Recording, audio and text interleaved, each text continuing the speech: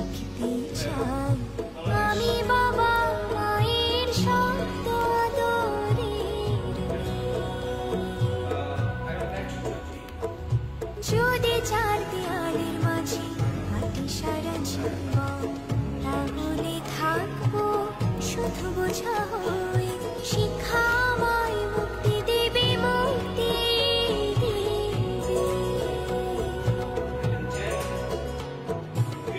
আমি তো কাঁদতে খুশি আর আশা আমারও তো সাথ আছে মা মায়ের শব্দ আদরের